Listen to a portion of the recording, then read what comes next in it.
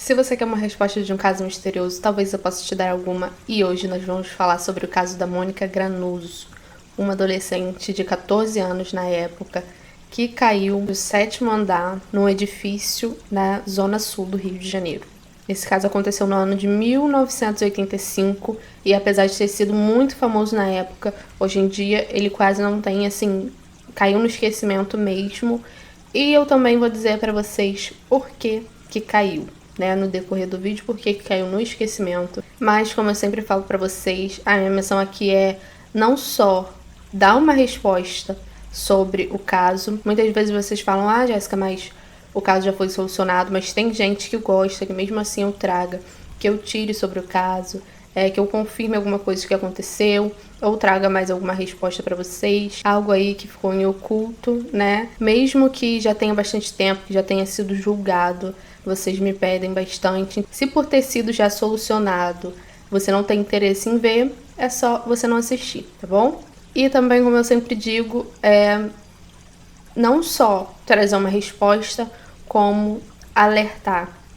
Eu sei que trazendo visibilidade para esse tipo de caso, a gente alerta os nossos adolescentes, as nossas mulheres do nosso país, que é um país, infelizmente, que esse tipo de crime sai muito impune, acaba em pizza, na maioria das vezes não dá em nada. E isso não pode acontecer, né? Então a gente vai falar um pouco sobre esse caso, mas como eu sempre peço, é muito importante que você deixe um like já no início do vídeo. Me ajuda bastante na divulgação, ajuda a impulsionar o vídeo. E muita gente está me dizendo que o YouTube não está notificando. E o que acontece?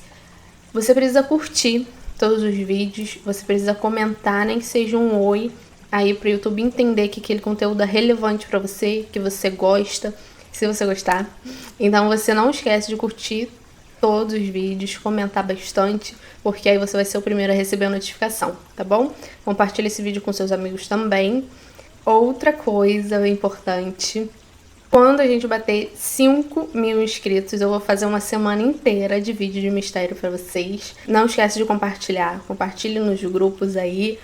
Tá um pouquinho longe, mas eu sei que vocês conseguem. Então, quando a gente bater 5.000 inscritos, eu vou fazer vídeos de mistério durante uma semana, tá? Todos os dias durante uma semana eu vou trazer os vídeos de casos pra vocês. Então, vamos ajudar aí compartilhando. Então, vamos começar o nosso caso de hoje.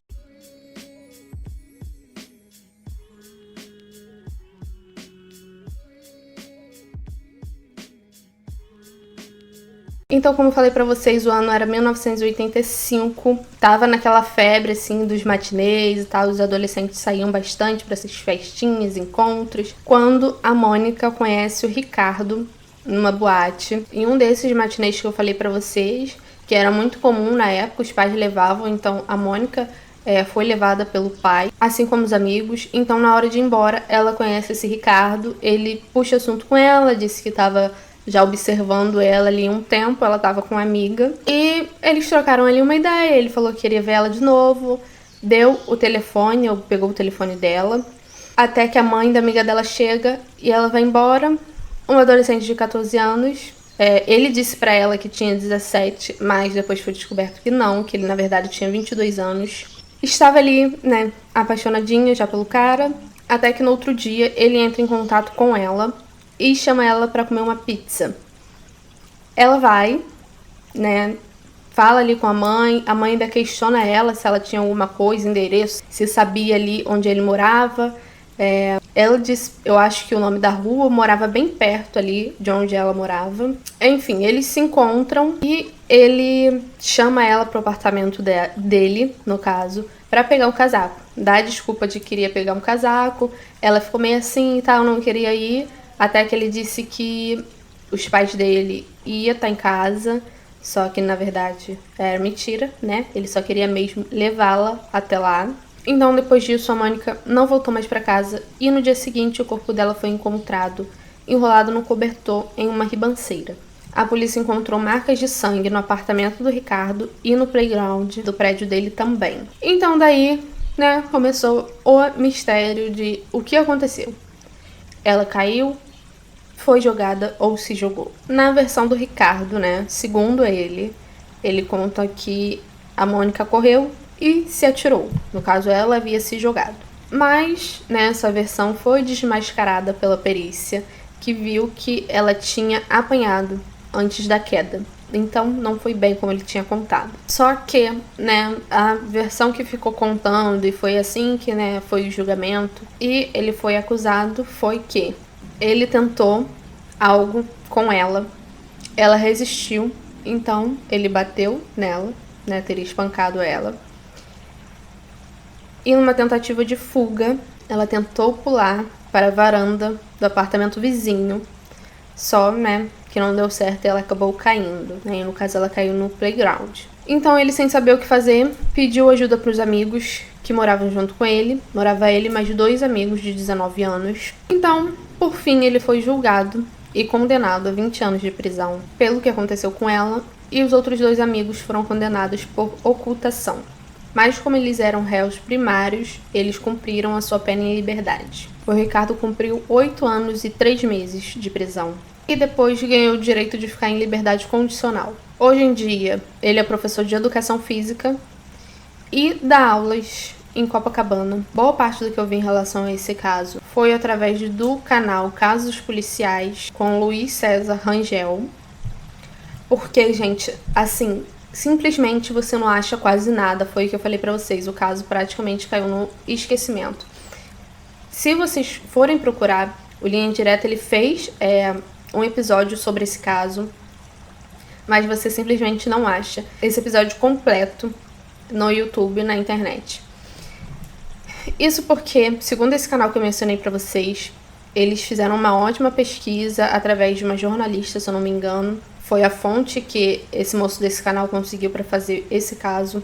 E simplesmente, segundo eles, quase não tem muita informação, porque o moço, ele quer seguir a vida dele, como, né, já pagou a pena dele, quer viver a vida dele sem ter que ficar falando nisso. E parece que é ele que derruba os vídeos sobre esse caso. Só que você quer seguir a sua vida, beleza, né? Cumpriu aí a sua pena e quer viver como se nada tivesse acontecido, mas isso não tem como. Porque, infelizmente, ela não pode seguir a vida dela. A vida dela foi interrompida para sempre aos 14 anos, por causa do que o senhor fez com ela. Então não tem essa de simplesmente querer apagar a história e viver como se nada tivesse acontecido.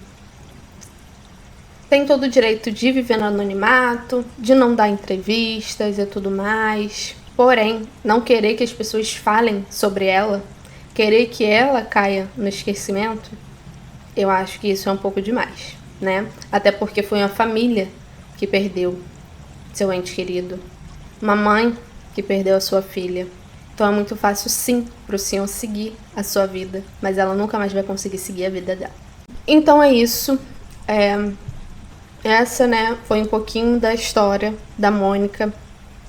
E agora a gente vai ver de fato o que aconteceu nesse caso. Como eu falei pra vocês, esse caso não é um caso muito conhecido, falado hoje em dia. Assim como o caso da Sarah Juana que eu trouxe pra vocês, não era muito falado. E diferente de muitas pessoas que trabalham com isso, só traz casos famosos, eu vou fazer o que posso para não deixar esses casos caírem no esquecimento, né? Vamos falar sobre, vamos dar evidência, vamos compartilhar para que isso não aconteça mais, para que ela não seja apenas mais um número, tá? Ela precisa que a história dela seja lembrada. Já tenho aqui as cartas embaralhadas, tá? Vou só tirar aqui para ver o que de fato aconteceu naquele dia.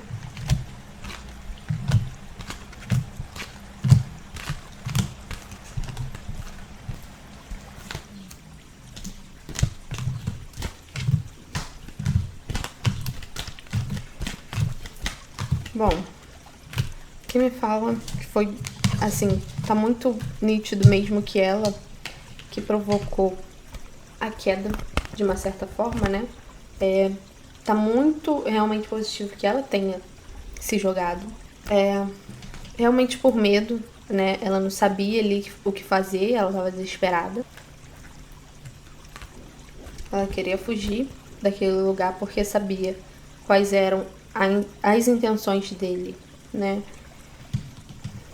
De fato, ela resistiu resistiu muito que algo acontecesse ali, o que desencadeou no desencarne nessa moça, né? Mas ela ter se jogado não faz com que ele tenha menos culpa. Muito pelo contrário. Essa moça temeu pela vida dela. E eu não sei, viu? Se ela realmente não corria risco de vida de qualquer jeito naquele dia. Esse moço, ele agiu de caso pensado totalmente, né? De atrair ela pra lá. E eu duvido que ele já não tenha feito isso outras vezes com outras meninas. Não sei se surgiu depois alguma coisa sobre isso, né? Que tenha acontecido. Talvez muitas até não tenham tido coragem de falar, que foram, enfim, né, abusadas, vocês sabem o que eu tô querendo dizer. Essa moça, de fato, ela foi muito agredida e ela, nossa, ela passou ali segundos ou minutos, não sei quanto tempo tudo aquilo durou, mas de terror mesmo. Ela teve muito medo desse moço que me vem representado aqui pela figura do urso, né? Colocando medo nela mesmo. É muito mais forte que ela. Então, de fato, se confirma, tá? Se vocês tinham alguma dúvida em relação a isso, do que tinha acontecido, de fato, aconteceu isso mesmo. Mais provável que ela tenha se jogado para evitar que alguma coisa... Não se jogado de tentar tirar a vida dela, óbvio que não, né? Foi um acidente. Mas tentar se livrar daquela situação, fugir, pular para outra varanda do vizinho, o que acabou ocorrendo essa situação, mas ela estava tentando mesmo fugir, tá? Evitar que tudo aquilo acontecesse. Infelizmente acabou acontecendo, então de fato foi isso. Ela, num ato de desespero, tentou fugir dessa situação, porque ela sabia o que iria acontecer e de fato iria. Ela de fato sim foi agredida. Então, gente, vocês imaginam, né? O desespero da pessoa e que situação. Então, como eu disse pra vocês, não é porque não foi ele que a empurrou que ele não tem culpa, muito pelo contrário, né? A menina estava querendo fugir daquilo tudo e esse rapaz, ele estava acostumado a esse tipo de caça, tá? Ela, de inocente, estava assim encantada por ele, acabou acreditando, indo atrás e enfim, né? Deu no que deu. E digo mais, essa moça, se ela não reencarnou, ela vai reencarnar em breve, eu acredito, mas na possibilidade de ela já ter reencarnado e muito, muito, muito provável que eles tenham uma ligação aí, porque é aquela coisa, né? Ele pagou a justiça terrena, a justiça dos homens. Não da forma que eu acho que deveria ter pago, pra mim deveria ter sido muitos anos aí que ele teria que ter cumprido, né? 8 anos eu acho pouco demais pra uma vida, mas enfim, né?